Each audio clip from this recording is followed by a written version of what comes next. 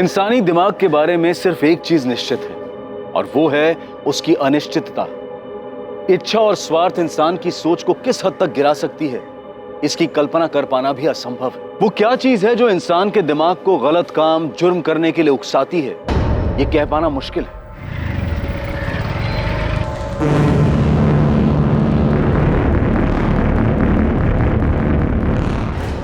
हाँ, सब सही बोले आप। प्रताप राव मेरे से कर्जा लिया था, लेकिन उसमें क्या, ये तो मेरा धंधा है। जैसे अभिजीत वाघमारे, उसे भी कर्जा दिया था ना तुमने। आप उसके कर्जे को प्रताप राव के कर्जे से जोड़कर क्या खिचड़ी पका रहे हो? खिचड़ी तुम्हें समझ तो आ गई हो, बस नाटक कर रहे हो। चुपचाप चलो हमारे साथ। प्रदीप, ध्यान रख, ये तो हो वो। हाँ, मैंने धमकी दी थी मैडम, पर वो धमकी नहीं थी, बस बातचीत थी। हमारे भी बातचीत करने के तरीके से तो अच्छे से वाकिफ होगा कुणाल, काफी बार अंदर जो गया है। मैडम बता तो रहा हूँ, आरती विनीत से बहुत प्यार करती थी, विनीत भी उसको पसंद करता था, खाली निकिता की वजह से छुपा रहा था। निकिता भी कम नहीं थी मैडम, विनीत को कब्जे में करके रखा था उसने, फंसाया था उसको। देख, मेरे को बिल्कुल पसंद नहीं है कि तू एक साइड में मेरी बहन के साथ लाइकिंग खेले और दूसरी साइड में वो निकिता के साथ चक्कर चलाए। कुणाल प्लीज समझना, मैंने निकिता को कमिट किया है। कट हो गया अभी वो। देख, मेरी बहन आरती तेरे से बहुत प्यार करती है, उसका दिल नहीं दुखना चाहिए, और निकिता को कैसे बाहर करना ये अब तू देख। आज से तेरा सारा लाइकिंग मेरी बहन के लिए रहेगा, समझा? और अगर ऐसा नहीं हुआ ना तो मेरे को बहुत बुरा लगेगा, और तेरे को मालूम है मेरे को बुरा लगेगा तो मैं क्या करूँगा। मैडम, प्यार का मामला था इसलिए प्यार से ही निपटाया था। तो चिंता मत कर, हम भी तेरे से प्यार से पूछेंगे, बस इतना ध्यान रखना हमें बुरा ना लग जाए। मैं कुछ समझा नहीं प्रदीप, तुम क्या कहना चाहते? अरे पुलिस जाधव बाबू को उठा के ले गई है पूछताछ करने के लिए, लेकिन क्यों? तुम्हारी लड़की के केस में। प्रताप भाव, तुमको चलना पड़ेगा, समझाना पड़ेगा उन लोगों को। हाँ साहब, देखा मैंने इस आदमी को, ये अपनी दुकान पे आया था अमित भाव से मिलने, फिर अमित भाव इसको तुरंत लेके बाहर चले गए थे। यहाँ नहीं, मेरे पीछे। 27 अप्रैल को अमित को जो फोन आया था उसके बारे में जानते हो? जी साहब, मैं उस टाइम दुकान पे ही था अमित भाव के साथ। मेरी बहन ये कब पैदा हो गई? मेरी कोई बहन है ही नहीं। हेलो, अजीब आदमी है, कुछ भी बकवास किया जा रहा है। दिनेश, एक काम कर, थोड़ा काउंटर सवाल में आता हूँ। जी बाब। फिर अमित भाव थोड़ी देर बाद वहाँ से बाहर चले गए थे, बस उसके आगे मैंने कुछ नहीं सुना साहब। क्या वो फोन इस हिस्ट्री शीटर किशोर कदम ने किया था? अमित की इसी से बात हुई थी? अमित भाई, आपका काम हो गया, अभी लड़की आपको कोई परेशान नहीं करेगी। दिनेश, तुम इकलौते आदमी हो जिसने अमित को किशोर कदम के साथ मिलते जुलते देखा था। अमित की प्लानिंग के बारे में और क्या जानते हो? साहब, मेरे को जो कुछ भी मालूम था मैंने आपको सब कुछ बता दिया, और साहब आपको मेरे को सुरक्षा देनी होगी। साहब, अमित भाव बहुत खतरनाक आदमी है साहब, उसको ये सब मालूम पड़ेगा। घबराओ मत दिनेश, तुम्हें कुछ नहीं होगा।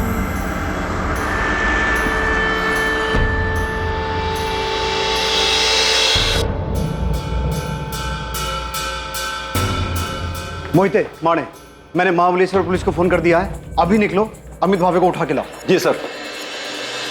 अमित भावे, निकिता आप्टे का कजन, उसे पुलिस ने हिरासत में ले लिया था। उन्हें शक था कि इस भयानक वारदात में उसका हाथ है, क्योंकि हिस्ट्री शीटर किशोर कदम, जिस पर पुलिस को शक था, इस जुर्म को अंजाम देने के लिए इन्वेस्टिगेशन में अमित के साथ उसके संबंध सामने आए थे। दूसरी तरफ आरती तांबे का भाई कुणाल सामंत भी निकिता के केस में संदिग्ध था, और साथ ही साथ पुलिस को साहूकार विक्रम जाधव पर भी गहरा शक था। आरती, ये तुम्हारे कजन कुणाल सामंत की फोन लोकेशन है, जिसमें साफ दिखाई दे रहा है कि 27 अप्रैल को ये उसी एरिया में था जहां से हमें निकिता की लाश मिली। हाँ, तो मुझे इसके बारे में कुछ नहीं पता। मैडम, मैं आपको पहले ही बता चुका हूँ, हो सकता मैं वहां से निकला हूँ, लेकिन अब सातारा इतना बड़ा भी शहर नहीं है कि किसी एक जगह से निकलना बड़ी बात है।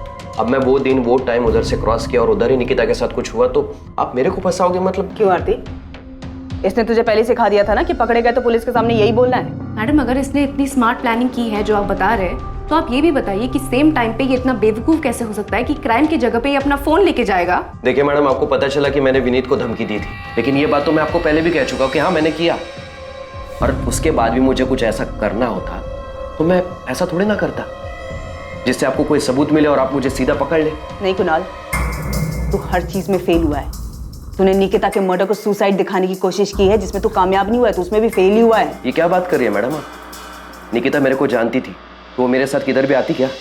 और वो भी तब जबकि उसको ये पता था कि मैंने विनीत को धमकाया था। ये सच बोल रहा है। धमकी वाली बात को लेके निकिता ने मुझसे झगड़ा भी किया था। आरती, जब तेरे डोरे डालने से कुछ नहीं हो पाया तो तूने अपने लुच्चे लफंगे भाई को भेज दिया विनीत को धमकाने के लिए।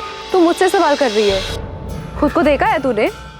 जब तू विनीत को रोक नहीं पाई मेरे पास आने से, उसको ब्लैकमेल करने लगी कि वो मुझसे दूर रहे। देख आरती, मुझे उसे ब्लैकमेल करने की कोई जरूरत नहीं है, क्योंकि वो तुझे पसंद ही नहीं करता है। अच्छा, तुझे पता है मुझे प्राइवेट मैसेजेस करता है? आरती, विनीत मेरा बॉयफ्रेंड है, वो तेरे इस जाल में कभी नहीं फंसेगा। तो बेहतर यही होगा तो अपने ये डोरे किसी और पे डाल, शायद कोई फंस जाए। अगर वो तुझसे इतना ही प्यार करता है तो इतना डर क्यों रही है कि वो तुझे छोड़ के मेरे पास आएगा? विनीत मेरा है और सिर्फ मुझसे प्यार करता है। ये सारी बकवास ना तो अपने दिमाग से निकाल दे कि तेरे इस छिछोरे भाई को विनीत को धमकाने के लिए भेजेगी और वो तेरा हो जाएगा, क्योंकि ये सब करके भी तू देख चुके और बुरी तरीके से हार गई है। तो एक लूजर है और लूजर ही रहेगी, समझी?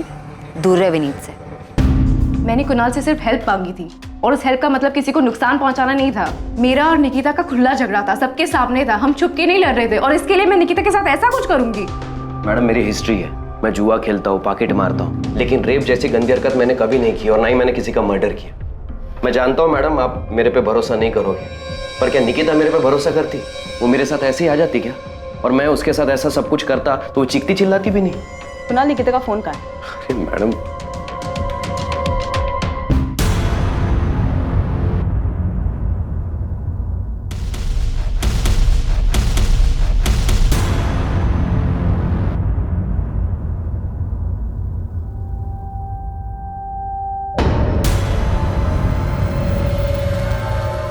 हमारे पास सबूत है कि 27 अप्रैल को जब निकिता का रेप और मर्डर हुआ था तो क्राइम सीन के आसपास ही था। मैडम उस दिन मैं किसी काम से वहां गया होऊंगा, पर मैं निकिता को नहीं मिला।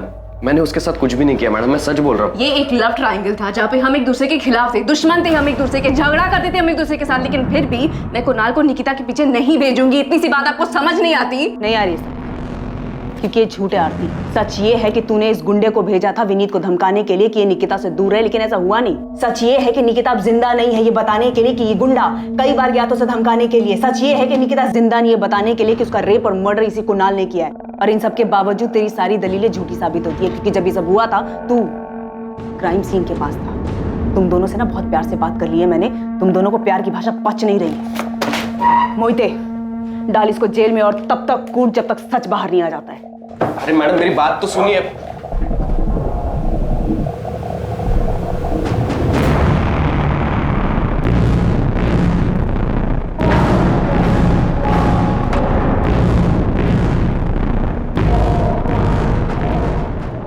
अगर हम विक्रम जाधव से पूछताछ कर रहे हैं तो इसमें आप इतना परेशान क्यों हो रहे हैं? आप मेरी परेशानी अच्छी तरह समझते हैं साहब। घुमा फिरा के आप यही कहना चाहते हैं ना साहब कि मैंने जादव बाबू से कर्जा लिया था और अपनी बेटी को उसके पास भेजा था ताकि ये कर्जा माफ हो जाए। हमने तो ऐसा नहीं कहा। तो फिर और क्या पूछेंगे विक्रम बाबू से आप? मेरी चचेरी बहन के बेटे अमित के खिलाफ सबूत है ना आपके पास, उसने किया है सब कुछ, पूछिए उससे। हम ना तो अमित भावे को बख्शेंगे ना ही विक्रम जाधव को, फिर चाहे आप खुद निकिता के पिता आके हमें ये क्यों ना कहें कि हमें किससे पूछताछ करनी है और किससे नहीं। आप ये कहना चाहते हैं कि एक बाप ने खुद अपनी बेटी को उस आदमी के पास भेजा था जिससे उसने कर्जा लिया था? प्रताप राव जी, हम किसी ऐसे नतीजे पर नहीं पहुंचे हैं, लेकिन आप जिस तरीके से जोर देकर इस बात पे अड़े हुए हैं कि हमें विक्रम जाधव से पूछताछ नहीं करनी चाहिए, उससे कुछ चीजों पर शक हो रहा है। आपके लिए बेहतर होगा हमें हमारा काम करने दीजिए।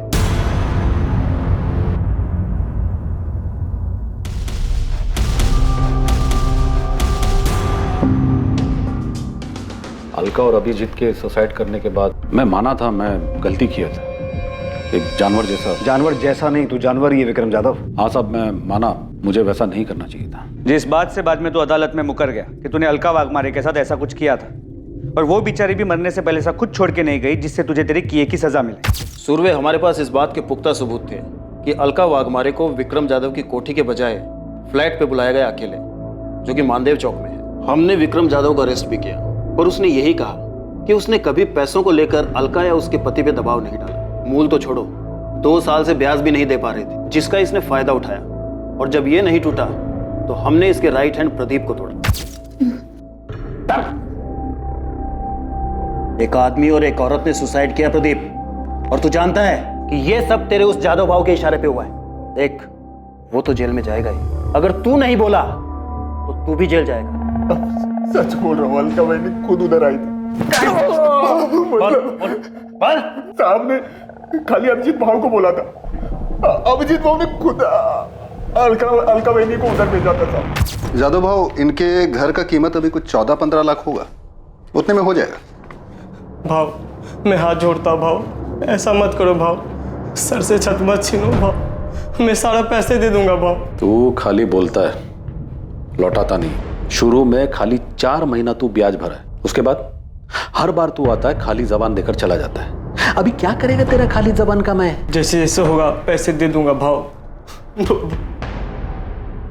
ठीक है, अभी अगर तू ये जबान और दुहाई देने की बात छोड़कर कुछ और देने की बात करे तो मैं तेरा थोड़ा बहुत ब्याज, थोड़ा बहुत क्यों, बहुत सारा पैसा भी माफ कर सकता हूं। जादव भाव ने खाली प्रपोजल दिया था, कोई जबरदस्ती नहीं की थी। प्रपोजल नहीं कहते इसे, इसे कहते हैं मजबूरी का फायदा उठाना, समझा? जिस दिन तेरे सेठ ने अलका के साथ ये सब कुछ किया था ना, उसी दिन अलका और उसके पति अभिजीत ने सुसाइड कर लिया था। पाड़ेकर, तुम्हें क्या लगता है निकिता के केस में भी यही हुआ होगा? इस विक्रम जाधव ने निकिता के बाप को प्रपोजल दिया, विक्रम ने निकिता के साथ जबरदस्ती की और 100% यही हुआ होगा। नहीं तो एक सीधी सादी पढ़ने लिखने वाली लड़की जिसकी लाइफ में कोई प्रॉब्लम नहीं है, वो भला अचानक सुसाइड क्यों करेगी? पता नहीं, लेकिन मुझे यकीन है कि ये सुसाइड नहीं, मर्डर है। फिर बोल नहीं सकता, मगर ये कंफर्म है कि ये आदमी औरतों के मामले में घटिया है। साहब, मैं मानता हूं मैंने गलत किया, पर अभिजीत और अलका के बाद आई शपथ मैंने ऐसा कुछ नहीं किया।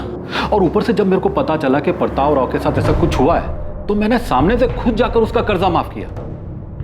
तो तू अब धर्मात्मा बन गया है जो सामने से जाके माफ किया? नहीं साहब, मैं धर्मात्मा नहीं बना साहब, मैं डर गया था। जब मुझे पता चला कि प्रताप राव के लड़की ने सुसाइड की करके, तो मेरी हालत टाइट हो गई। मैं समझ गया कि ले दे के प्रताप राव के कर्जे की बात सामने आएगी तो मेरी भी हिस्ट्री खुल जाएगी। इसलिए साहब मैं सच बोल रहा हूँ, मैंने सच्चे मन से उसका कर्जा माफ किया। साले, पहले उसकी बेटी के साथ ये सब करेगा, फिर कर्जा माफ करने का नाटक करेगा? नहीं साहब, मैंने कुछ नहीं है किया साहब, आप बेकार में मेरे पीछे पड़ के असली मुजरिम को खुला छोड़ रहे हो। आई शपथ, मैं बोल रहा हूँ साहब, मैंने कुछ नहीं किया साहब, मैंने कुछ नहीं किया। सचिन, इसके राइट हैंड प्रदीप को उठाओ। अलका वाघमारे केस में वो टूटा था, इस केस में भी वही टूटेगा। तबीयत से धुलाई करो उसकी। लेकिन सर, मुझे नहीं लगता कि इस केस में ये विक्रम इन्वॉल्व है। अलका वाघमारे केस में विक्रम ने अलका का यूज किया और उसके बाद अलका और उसके पति ने सुसाइड किया। लेकिन सर, इस केस में सचिन, मैं जानता हूं तुम्हें लगता है ये सुसाइड नहीं मर्डर है, लेकिन अगर कोई इस केस को सुसाइड की शक्ल देकर मर्डर को छुपा सकता है तो सुसाइड को कवर अप करने के लिए कोई इस केस को मर्डर की शक्ल भी दे सकता है। ये जादव बहुत घटिया इंसान है। ब्याज कम करने के नाम पर अभिजीत वाघमारे को उसकी बीवी को अपने पास बुलाने का प्रपोजल दे सकता है, तो ये भी कर सकता है। ऐसे वाहियात इंसानों की फितरत कभी जाती नहीं। इसे लगा ही नहीं होगा कि निकिता सुसाइड कर सकती है। इसे क्या, निकिता के बाप को भी नहीं लगा होगा। बाहर वाले लोग जो बातें बना रहे हैं तो अलग, और मालती, शिवम, तुम लोग मुझसे ऐसे घटिया सवाल कैसे कर सकते हो कि मैंने निकिता को जादव के पास भेजा था? तुमको लगता है कि मैं ऐसा करूंगा? और आपको क्या लगता है ताई सुसाइड क्यों करेगी?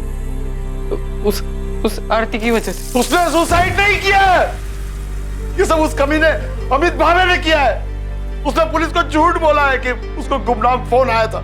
ये सब उस हिस्ट्री शीटर किशोर कदम ने किया है। पुलिस उस किशोर कदम को पकड़ नहीं पा रही है, इसलिए अपने आप को बचाने के लिए विक्रम की बलि चढ़ाना चाहती है।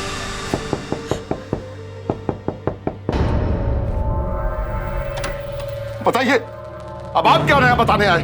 बताने नहीं, पूछने आया हूं। आपने हमें ये क्यों नहीं बताया कि विक्रम जाधव आपसे मिलने आया था, पर आप दोनों के बीच में डील हुई थी?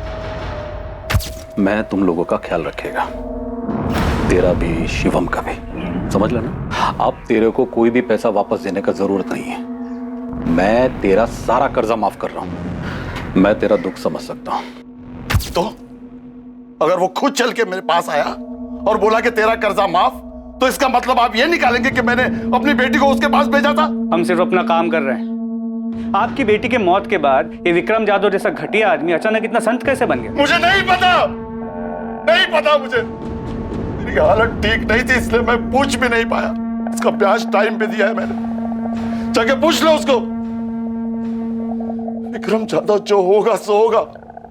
आपकी हिम्मत कैसे है मेरे बारे में ऐसा सोचने की कि मैंने अपनी बेटी के साथ ऐसा कुछ किया है? ये सब उस अमित को बचाने के लिए तो नहीं कर रहे आप? कितना पैसा खिलाया उसने ये सब केस घुमाने के लिए, हाँ? और सुसाइड बोल के केस बंद करने के लिए कितना पैसा दिया है उसने? एक कॉल क्या आ गया मेरे फोन पे, आप लोग तो मेरे पीछे हाथ धोकर पड़ गए, जैसे मर्डर मैं नहीं किया हो। किशोर कदम कहाँ है? अरे कौन किशोर कदम? मैं किसी की दो डंडे की औकात नहीं तेरी। हमें पता है वो गुमनाम आदमी का फोन नहीं था, निकिता के फोन से वो फोन तुझे किशोर कदम ने किया था। मैं तो पूछ रहा हूँ, साहब लोग पूछेंगे नहीं, सीधा तेरी आवभगत शुरू करेंगे, आरती उतारेंगे तेरी लॉकअप में। कुणाल, पुलिस ने मेरे पीछे अपने लोग लगा रखे हैं, मेरे हर मूवमेंट पे नजर रख रहे हैं, मेरे फोन रिकॉर्ड्स तक निकलवा रहे हैं। तेरे को क्या लगा आरती, तू विनीत के लिए बावलो जैसी हरकतें करेगी और उसके बाद तेरे से कोई कुछ सवाल नहीं पूछेगा? मैंने कभी नहीं सोचा था कि निकिता के साथ ये झगड़ा उसकी मौत पे खत्म होगा। तू मेरे पे इल्जाम डाल रही है क्या? देख, पुलिस को मेरे ऊपर पहले से शक है, तो क्यों ये सब बोलकर उनका शक गहरा कर रही है? और तो तू वहां पे करने क्या गया था जहाँ पे निकिता की बॉडी मिली थी? कहीं तूने तो नहीं? वाह वाह आरती, सही कर रही है, पर याद रख, अगर तू ये सब मेरे पर थोपेगी ना तो तू भी मेरे साथ कटघरे में है। मैं समझ गया तू कितनी सेल्फिश है। तूने विनीत के लिए मेरा यूज किया और अब जब निकिता मर गई तो खुद को बचाने के लिए मुझे बलि का बकरा बना रही है। एक बात याद रख, अगर तू मुझे फंसाएगी ना तो तू भी नहीं बचेगी।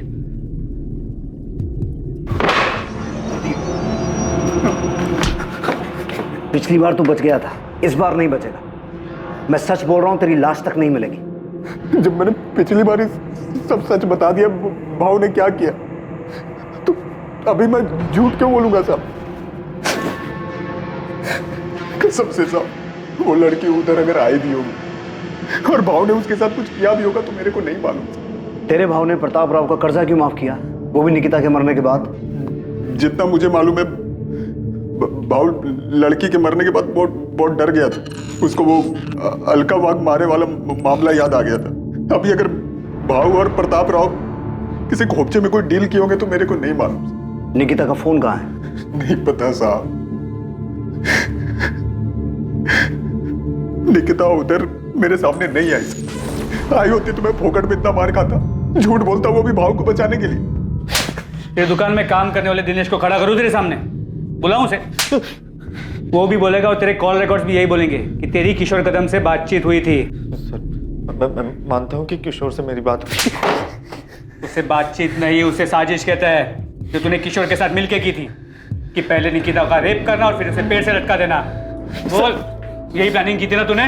नहीं सर, मैंने किशोर कदम को हायर किया था सिर्फ प्रताप मामा को धमकाने के लिए, ताकि वो मेरी जमीन मुझे वापस कर दे, और जो केस कोर्ट में चल रहा है वो केस कोर्ट के बाहर ही खत्म हो जाए। केस तो बहुत लंबा चलेगा और बहुत भारी पड़ेगा तुझ पे। सिर्फ धमकी देने के लिए हायर किया था उसे, तो प्रताप राव को धमकी दी उसने? सर मुझे नहीं पता कि काम किया कि नहीं किया, लेकिन निकिता को नुकसान पहुंचाने जैसी कोई बात नहीं हुई थी। भाऊ, खाली धमकी देने से कुछ नहीं होगा, उनको मालूम हो जाएगा धमकी तुम दिलवाए। पहले से कितना लुच्चा है तुम लोगों का, मालूम नहीं है तुमको? अब लेकिन ऐसा कुछ और नहीं करने का है, सिर्फ धमकी देना है, सिर्फ धमकी। तो अभी बोले ना उसका एक बेटा है, एक बेटी है, दोनों में से किसी एक को। अरे नहीं, ऐसा कुछ नहीं कराना है। ठीक है, फिर खाली धमकी का 1 लाख लगेगा, 50 एडवांस। और एक बार धमकी देने से कुछ नहीं होगा, कम से कम 3-4 बार देनी पड़ेगी, तब जाके असर होगा। ठीक है, ये रहा एडवांस, और याद रहे हाँ, सिर्फ धमकी देनी है, सिर्फ धमकी। किशोर कदम कहाँ है? सर मुझे नहीं पता कहाँ है। तूने निकिता को इसलिए टारगेट किया था ना कि तूने उसे सेटलमेंट करवाने के लिए फोन किया था और उसने तुझे उल्टा सुना दिया? नहीं सर, मैंने ऐसा कुछ भी नहीं करवाया, और किशोर को सिर्फ मैंने जबानी धमकी देने के लिए कहा था। और तुझे क्या लगा वो इतना दूध का दूल्हा है कि तू जितना कहेगा वो उतना ही करेगा? साले रेप की हिस्ट्री है उसकी। किशोर कदम का फोन कब से बंद है? जब से क्या? जब से निकिता के नंबर से मेरे नंबर पे फोन आया था, तब से उसका नंबर बंद है। तुझे उस दिन फोन किशोर ने किया था, अपने फोन की बजाय निकिता के फोन से। उल्टा तुझे टोपी पहना गया वो, है ना? तो मुझे भी उस दिन 1 मिनट के लिए ऐसा ही लगा था कि कहीं किशोर ने कोई अलग कांड तो नहीं कर दिया, लेकिन मैं सच कह रहा हूँ, उस दिन फोन पर किशोर नहीं था। अजीब आदमी है, कुछ भी बकवास किया जा रहा है। फिर मुझे बाद में ठनका कि कहीं किशोर ने मुझे फंसाने की कोई चाल तो नहीं चल दी। सर मैं बहुत घबरा गया था, मैंने किशोर को फोन किया, उसका फोन बंद आ रहा था सर, आज तक बंद है। तो तू उसी टाइम समझ गया था कि बहन मतलब निकिता, और किशोर ने 100% उसके साथ कुछ किया है। उस दिन किशोर को सिर्फ मैंने धमकी देने के लिए कहा था, और कुछ नहीं। और जो फोन पे आवाज थी सर वो किशोर की नहीं थी। सर मैं सच कह रहा हूँ, मैं झूठ नहीं कह रहा। उस समय तक सारे नंबर मेरे मोबाइल में ट्रांसफर नहीं हुए थे और किशोर को सिर्फ मैंने धमकी देने के लिए पैसे दिए थे। अच्छा, मतलब वो रेप और मर्डर उसने अपने मन से किए थे। चल मान लिया हमने कि तू बहुत ही शरीफ आदमी है। जा महाबलेश्वर जा अपने घर, जा आराम कर, जा जा। जब तक किशोर कदम मिल ना जाए ना, इसकी खूब सेवा करो, दिल से सेवा करो। निकिता के साथ जो कुछ भी हुआ है यही साला उसकी जड़ है। सर मैं सच कह रहा हूं, मैंने कुछ नहीं किया सर। सर क्या वाकई किशोर कदम ने अमित की बात अनसुनी करते हुए इस जुर्म को अंजाम दिया था? अमित भावे की बात का तथ्य तब तक साबित नहीं हो सकता था जब तक किशोर कदम पुलिस के हाथ नहीं लगता और उससे पूछताछ नहीं हो जाती। किशोर तक पहुंचने के लिए पुलिस ने महाराष्ट्र के हर शहर में उसकी तलाश शुरू कर दी थी। उसकी खबर देने वाले को इनाम देने की घोषणा तक की गई थी। किशोर को गिरफ्त में लेने के लिए शहर और शहर के बाहर के सभी पुलिस नेटवर्क उसकी तलाश में लगा दिए गए थे। मुझे किशोर कदम नाम के आदमी ने कभी कोई धमकी नहीं दी, पर इस बात में कोई शक नहीं है कि जो कुछ मेरी बेटी के साथ हुआ है उसमें अमित का हाथ। सीधे सीधे इस सवाल का जवाब दीजिए। जब हमने आपसे पहले पूछा था कि आपका किसी के साथ कोई झगड़ा है, कोई दुश्मनी है, तब आपने हमें क्यों नहीं बताया? क्योंकि मुझे पता नहीं था साहब। मैं सोच भी नहीं सकता था कि जो आदमी मेरा रिश्तेदार है वो जमीन की लालच में इस हद तक गिर सकता है। मुझे ये भी कहाँ पता था कि निकिता का कोई बॉयफ्रेंड था, और ना ये पता था कि रोज की तरह वो उस दिन भी कॉलेज तो जा रही थी और कभी लौट कर नहीं आई, और मिलेगी भी तो इस हाल में। किशोर कदम अब पुलिस के लिए सबसे अहम संदिग्ध था, पर क्या वो सच में गुनहगार था? अमित ने जो उसे काम सौंपा था उसने उससे बढ़कर ये घिनौनी हरकत की थी। दूसरी तरफ विक्रम जाधव, जिसने निकिता के पिता को कर्जा दिया था, और कुणाल सामंत, जिसने अपनी बहन के लिए विनीत को धमकी दी थी, वो दोनों भी संदिग्ध बने हुए थे, लेकिन उनके खिलाफ कोई पुख्ता सबूत नहीं मिल पा रहे। इन सब के अलावा भी कोई था जो इन घटनाओं से परेशान था जो निकिता के साथ घटी थी। ऐसा भी कुछ था जो निकिता का बॉयफ्रेंड विनीत शुरू से जानता था, या शायद बहुत कुछ जानता था जो उसने पुलिस को नहीं बताया था। क्या विनीत कुछ छुपा रहा था? सर, किशोर कदम कोल्हापुर में पकड़ा गया है। ग्रेट। इस केस की सबसे अहम कड़ी अब हमारे हाथ लगी है। प्रतिमा, क्या लगता है तुम्हें, विक्रम जाधव और कुणाल सामंत को अब अंदर रखने से कोई फायदा है? उनसे और कुछ मिल सकता है? सर, विक्रम जाधव के एंगल में अभी तक हमें कुछ भी नहीं मिला है। हमने काफी लोगों से पूछा, काफी छानबीन की, लेकिन किसी ने भी निकिता को उसकी कोठी या फिर उस फ्लैट के आसपास नहीं देखा जहां पे उसने अलका वाघमारे को बुलाया था। और कुणाल सामंत? सर, उससे भी हर तरीके से पूछताछ की, लेकिन वो टूटने को तैयार ही नहीं है। सर, मुझे अभी भी लगता है कि आरती का इससे लेना देना है। जो अमित के केस में है वो आरती के साथ भी हो सकता है। कि बात सिर्फ निकिता को विनीत से अलग करने की थी, लेकिन कुणाल उससे आगे बढ़ गया। सर, अब तो आरती को भी लगता है कि कुणाल ने किया है। बोल रहा हूँ ना साहब, मैं 27 अप्रैल को था ही नहीं इधर ही सतारा में। किशोर तो एक केस में बेल पे है ना, पर घबरा मत, इस केस में तो जेल नहीं जाएगा। हाँ साहब, इधर एनकाउंटर करके केस बंद करने का प्लान है, तो इधर ही ठोक दो ना। काय को काली पोकट सतारा में लेके जा रहे हो? मैंने तो सिर्फ अपना हिस्सा मांगा था। क्या गलत कर रहा था? क्या गलत था इसमें? ऐसे किसी गुंडे को पैसे देकर धमकी दिलवाना सही काम है? पैसे देकर धमकी इसलिए दिलवाई ताकि कोर्ट के बाहर से मामला सेटल हो जाए। अमित जो आदमी गुंडा है, पैसे लेकर धमकी दे रहा है, वो और कुछ करेगा तो रोक लेगा उसे। फंसा दिया ना उसने तुझे। सोचा है कभी तेरी वजह से निकिता के साथ में क्या हुआ है? भाई मैंने उससे नहीं कहा निकिता के साथ ये सब करने के लिए। मैंने तो सिर्फ उससे कहा। अमित, याद रखना, अगर ये पता चला ना कि निकिता के साथ में उसी ने ये सब कुछ किया तो तू भी उसी जुर्म में अंदर जाएगा। जरा से जमीन के लालच ने तुझे क्या से क्या बना दिया।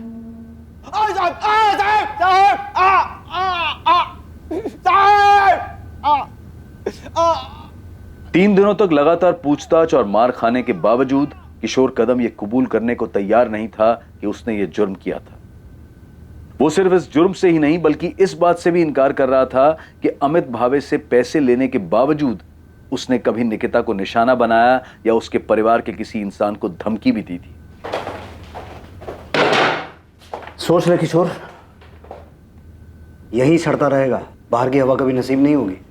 ना तुझे ना अमित भावे को। थक जाओगे साहब, मैं फिर भी यही बोलूँगा। हम नहीं थकेंगे, हमारी चिंता मत कर। अब अगर अपनी सलामती चाहता है तो ये बता कि रस्सी कहाँ से खरीदी? हाथ से गला घोंट के मारा या रस्सी गले में डाल के? साहब, जब इतना मान के बैठे हो तो मेरे मुंह से सुनने का क्या मतलब? अब मैंने पैसा धमकी देने के लिए लिया था और वो भी नहीं दिया, खाली पैसा कब्जी किया। लड़की का छोड़ो साहब, उसकी फैमिली के किसी एक आदमी के पीछे नहीं गया मैं। आप लोग मेरे को एड़ा समझते हो क्या? मैं लड़की के फोन से अमित को फोन करूंगा, मेरे को समझ में नहीं आता क्या? क्या देख रहे हो साहब, मैंने उस लड़की के साथ कुछ भी नहीं किया है। किसने नहीं किया? विक्रम जाधव ने नहीं किया, कुणाल सामंत ने नहीं किया, तो फिर किया किसने? सर प्रतिमा विनीत से बात कर रही है, उसके और निकिता की आखिरी मीटिंग के बारे में। प्रतिमा को अब भी लगता है कि ये विनीत पूरा सच नहीं बता रहा, कुछ छुपा रहा है। मैडम मैं कुछ नहीं छुपा रहा हूँ, सच बोल रहा हूँ। आरती के भाई ने तुझे धमकी दी। आरती और निकिता के बीच में तेरी वजह से झगड़ा चल रहा था और निकिता ये भी जानती थी कि तू आरती को मैसेज करता था, फिर भी निकिता तेरे जैसे डबल ढोलकी पे विश्वास करती कि मैडम मैं कोई डबल ढोलकी नहीं हूँ। आरती के साथ मेरा कुछ नहीं था, मैं निकिता से प्यार करता था। हाँ कुछ टाइम के लिए मैं आरती की तरफ अट्रैक्ट हो गया था और निकिता कुछ ज्यादा इस बात से डर गई। और इसी बात का डर उसे उस दिन भी था ना? नहीं, वो नाराज थी कि मैंने आरती को मैसेज की और इसी बात से परेशान थी। वो ये समझ ही नहीं रही थी कि वो मुझे लेके बहुत ज्यादा पॉजेसिव हो रही थी। परेशान हो गया था उसकी इस आदत से। और इस परेशानी का हल तूने ये निकाला कि उसे नहीं बिल्कुल नहीं, हाँ मुझसे थोड़ा तंग जरूर आ गया। निकिता तुम सिर्फ अपने बारे में सोचती हो, तुम्हें जो ठीक लगता है वही होगा और मैं चाहूँ या ना चाहूँ मुझे भी वही करना पड़ेगा। अब मुझे भी लग रहा है कि मुझे सोचने के लिए टाइम चाहिए। क्या सोचने के लिए टाइम चाहिए? कि क्या बहाना बना के मुझे छोड़ सको, कैसे उस आरती के पास जा सको? मुझे अपने बारे में सोचने के लिए टाइम चाहिए, क्या सही है क्या नहीं। हर बात तुम्हारे और आरती के बारे में नहीं होती। पक चुका हूँ यार तुम दोनों से। क्या कहा तुमने? तुम पक चुके हो मुझसे? निकिता हमें एक दूसरे को थोड़ा टाइम देना चाहिए, ये हम दोनों के लिए अच्छा रहेगा।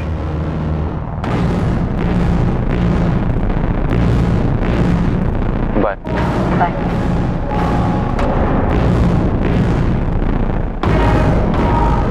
आरती को लेकर उस दिन फिर हमारे बीच में झगड़ा हुआ।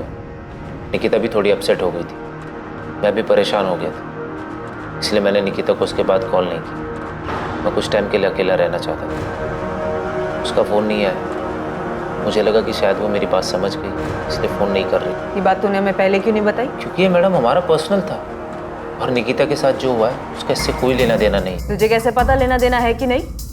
वो मवाली कुणाल या उसकी बावली बहन आरती, उन्होंने निकिता के साथ कुछ नहीं किया होगा? नहीं, मुझे नहीं लगता उन्होंने कुछ किया। मुझे लगता है निकिता के साथ कुछ और हुआ। कुछ और मतलब? ये तो मुझे नहीं पता, पर जो भी हुआ है उसका मुझसे कोई वास्ता नहीं।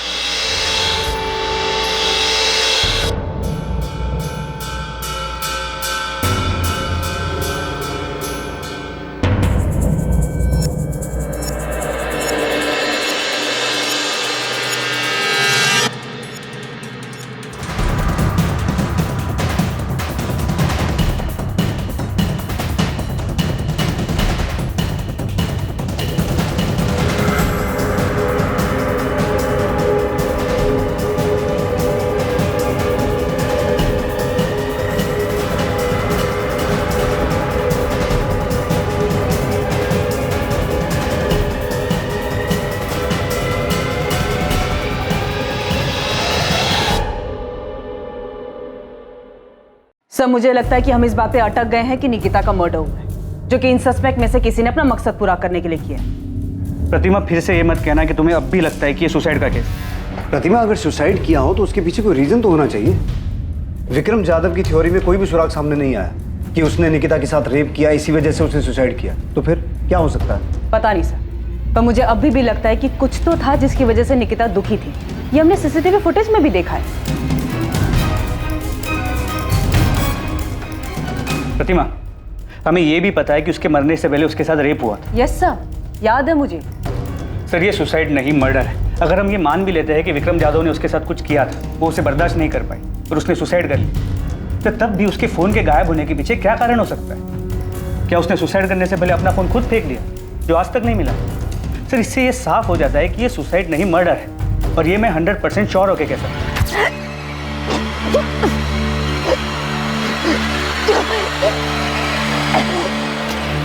सर निकिता को रस्सी से गला घोट के मारा गया और फिर उसी रस्सी से उसे पेड़ से लटका दिया गया, इसीलिए उसके गले पे सिर्फ रस्सी का निशान, और पेड़ पे लटकाने की वजह से उसकी गर्दन की हड्डी टूट गई, जो हमें कंफ्यूज कर रही है। सर क्राइम सीन पे निकिता का फोन नहीं मिला है, जिससे ये साफ होता है कि जिसने भी निकिता को मारा है वो उसका फोन अपने साथ लेकर चला गया। पर ये हो कौन सकता है? सारे हिस्ट्री शीटर्स को हमने तोड़ा है, उन पर नजर रखे हुए हैं, उनमें से कोई नहीं है तो फिर है कौन? इस केस में अपराधी कौन था या फिर कौन थे, यह पता लगाना बहुत मुश्किल हो रहा था। हर एक एंगल के खुलने के बावजूद निकिता की मौत के पीछे के मकसद तक पहुंच पाना लगभग नामुमकिन सा लग रहा था। अब केस ठंडा पड़ चुका था, महीनों गुजर चुके थे। 27 अप्रैल 2019 को इस जुर्म को अंजाम दिया गया था और अब अक्टूबर 2019 आ चुका था। लेकिन अचानक इस केस को एक नई दिशा मिलने वाली थी, एक नया रास्ता खुलने वाला था।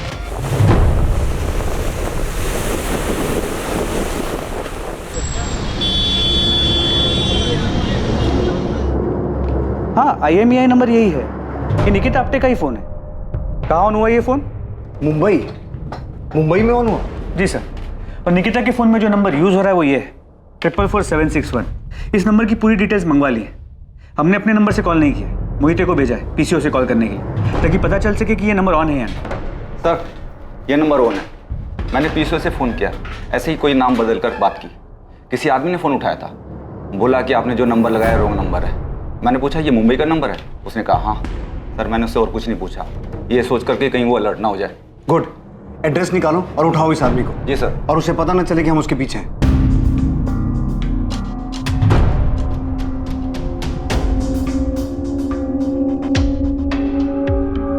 सर नंबर किसी अविनाश मोरे के नाम पे रजिस्टर्ड, कांदिवली का एड्रेस। फौरन मुंबई के लिए निकलो और इस आदमी को उठा के लाओ। प्रतिमा, इसकी फोटो निकिता की फैमिली को दिखाओ और पता करो इसे पहचानते हैं क्या, और ये भी चेक करो इसकी कोई क्रिमिनल हिस्ट्री है क्या। ठीक है सर।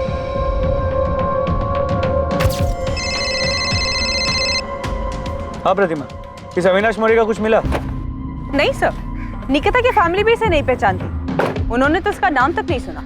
ताज्जुब की बात, इस अविनाश मोरे ने अब तक फोन स्विच ऑफ नहीं किया, लगातार ऑन आ रहा है। सर मैंने साइबर टीम से दोबारा चेक किया, ये निकिता का ही फोन है।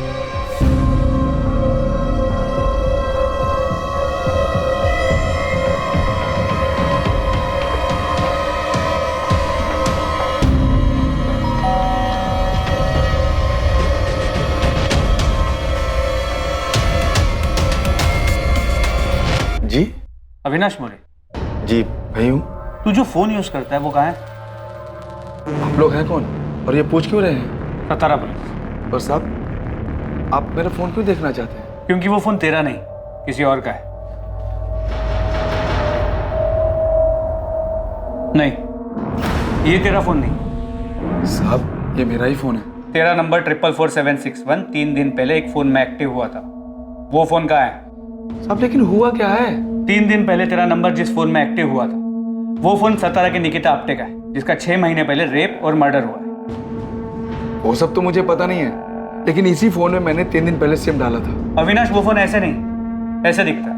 सर इसे लॉकअप में ले जाके पूछते हैं, तब याद आ जाएगा इसे।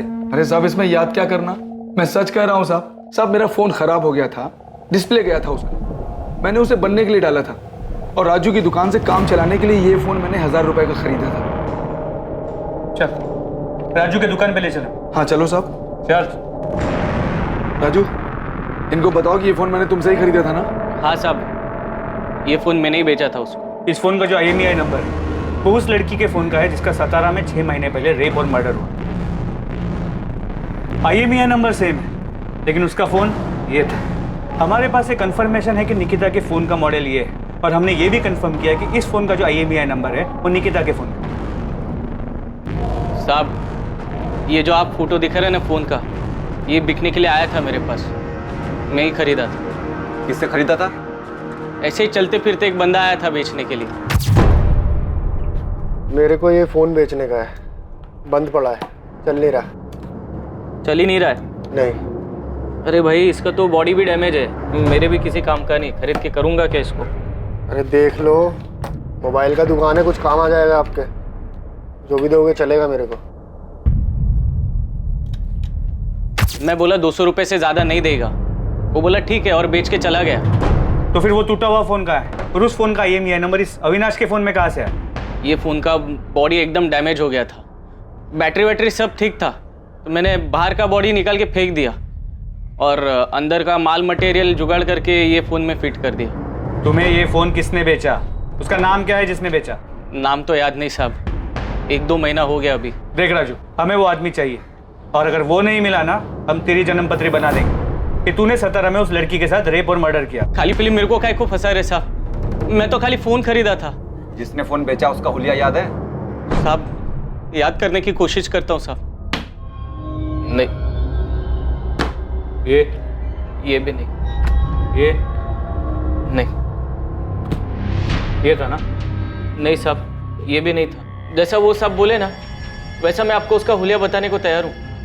सच्ची साहब, जितना याद है सब बताऊंगा, बिल्कुल नहीं घुमाऊंगा, कसम से।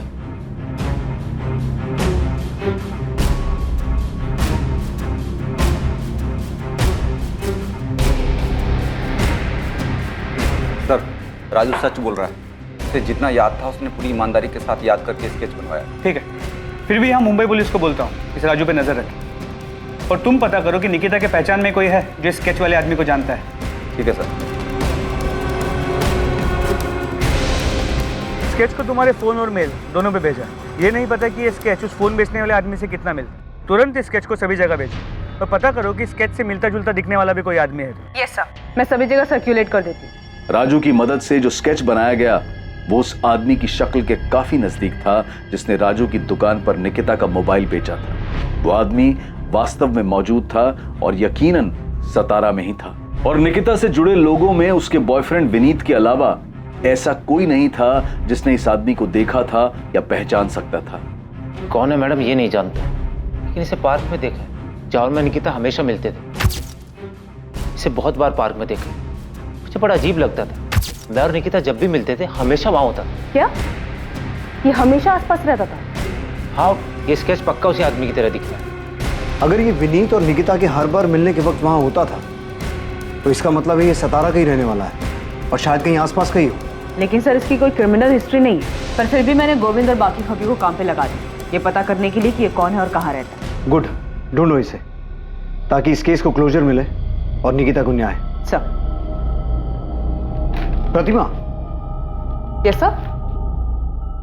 तुमने बताया कि विनीत कह रहा था कि ये हमेशा पार्क में मौजूद रहता था, उन्हें घूरता था। यस सर, वो दोनों जब भी पार्क में मिलते थे ये वहां रहता था। 27 तारीख की निकिता की वो फुटेज निकालो। हमें इस एंगल के बारे में कुछ पता नहीं था, हमने कुछ मिस किया है। 27।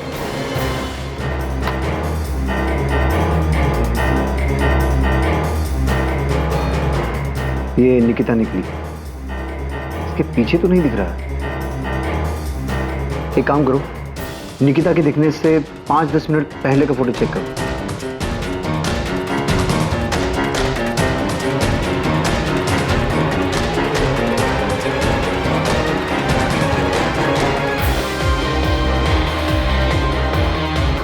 एक मिनट सर, स्टॉप कीजिए इसको। अब नॉर्मल कीजिए। यही है वो सर, यही है।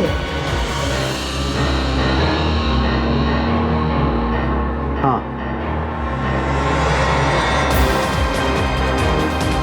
हाँ सर, ये वही आदमी है। क्या इसी ने निकिता के साथ निकिता का मोबाइल इसके पास था जो इसने मुंबई में जाके बेचा। ये है कौन? साहब इस तरफ प्रशांत केलकर नाम है इसका, इलेक्ट्रिशियन है, यहीं सातारा का ही है। पुलिस ने इस आदमी का स्केच बनवाया था। उसे 27 अप्रैल की सीसीटीवी फुटेज में पहचान लिया गया और पुलिस अपने मुखबिर की मदद से उस तक पहुंच गई। जी चल आजा। क्या हुआ साहब, क्या बात हो गई? साले 6 महीने से भटका रहा है, पूछ रहा है क्या हो गया? मुझे नहीं पता क्या हुआ। चल अब चल। प्रशांत केलकर नाम है उसका।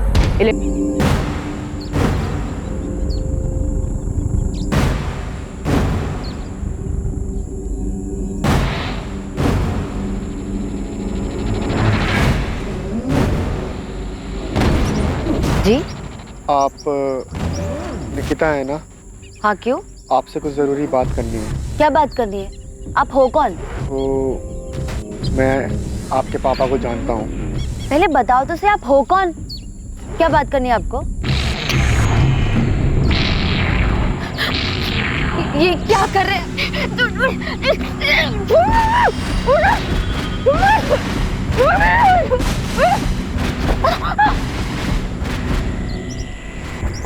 क्या आप मेरे साथ चल, वरना यहीं काट दूंगा। प्लीज मुझे जाने दो। मेरे बैग में कुछ पैसे, मेरी घड़ी, मेरा फोन सब ले लो प्लीज, मुझे ऐसे जाने दो। मुझे ये सब कुछ नहीं चाहिए, मुझे सिर्फ तू चाहिए, सिर्फ तू। कब से तेरे पीछे हूँ, आज जाकर मिली है तू।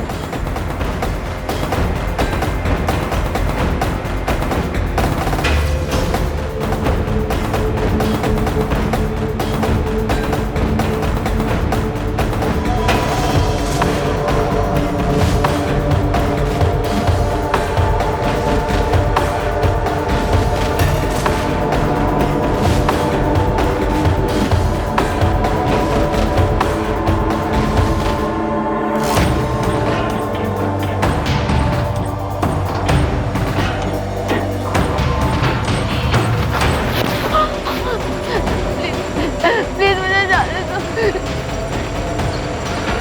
हटा ये सब, मुझे तेरे को वैसे देखना है जैसे मैं तेरे को सपने में देखता हूँ। प्लीज प्लीज मुझे जाने दो, मुझे अपने घर जाना।